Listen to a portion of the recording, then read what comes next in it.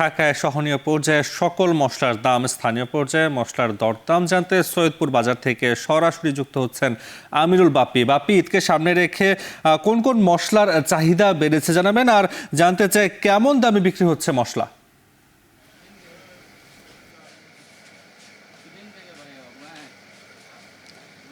নাফি, আর একদিন পরে ঈদ। তো এই সময় আসলে যেহেতু কুরবানির ঈদে প্রচুর পরিমাণে মাংস রান্না হয়, তাই মশলার চাহিদাটা খুব স্বাভাবিকভাবেই বেড়ে যায়। তো সৈয়দপুর বাজারে এবার ক্রেতাদের জন্য খুবই সুখবর যে মশলার দাম কমে গেছে অনেকখানি, এবং ব্যবসায়ীরা বলছেন যে বিভিন্ন ধরনের যে মশলার দাম সেটা 1000 টাকা পর্যন্ত কমেছে। আজকের বাজারে সবথেকে কম দামে যে মশলাটি বিক্রি হচ্ছে সেটি হচ্ছে দারুচিনি, যার কেজি প্রতি পড়ছে 420 টাকা। এরপরে আছে জিরার দামই সব থেকে কমেছে। আমাদেরকে বলছেন যে 1100 টাকার জিরা 550 থেকে 600 টাকা মানভেদে বিক্রি হচ্ছে।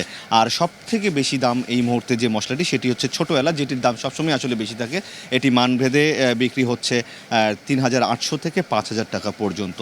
এছাড়া অন্য যে মশলাগুলো আছে সেগুলোর দাম যদি একটু জানাতে চাই, বড় এলাচ বিক্রি হচ্ছে 2650 টাকা, লং বিক্রি হচ্ছে 1300 টাকা, গোলমরিচ বিক্রি হচ্ছে 1150 টাকায় কেজি দরে।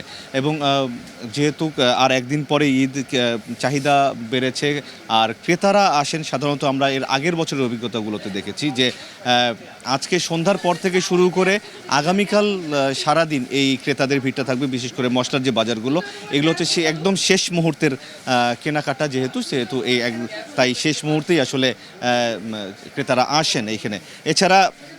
এছাড়া শুকনো মরিচ বিক্রি হচ্ছে 300 টাকা কেজি, এবং পোলার চালের একটা চাহিদা বেড়ে যায়। সেই পোলার চালের দামও কমে গেছে, বিক্রি হচ্ছে মাত্র 100 টাকা কেজিতে, যেটি স্বস্তিদায়ক বলছেন ক্রেতা এবং বিক্রেতা উভয়ই। তো মশলার যে সরবরাহ সেটি পর্যাপ্ত রয়েছে, এমনটি আমাদেরকে জানিয়েছেন ব্যবসায়ীরা।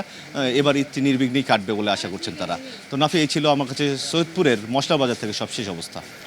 সৈয়দপুর থেকে সহকর্মী আমিরুল বাপ্পি জানাচ্ছিলেন সেখানকার মশলার বাজারের খবর। তিনি যেটা বলছিলেন যে কোরবানি ঈদকে সামনে রেখে পোলার চাহিদাও বেড়েছে এবং সেখানে সরবরাহ বেড়েছে, দামও কিছুটা কমেছে এবং স্বস্তিও বেড়েছে এবং মশলার পর্যাপ্ত সরবরাহ রয়েছে বলেও জানাচ্ছিলেন তিনি। এর সাথে শেষ করছি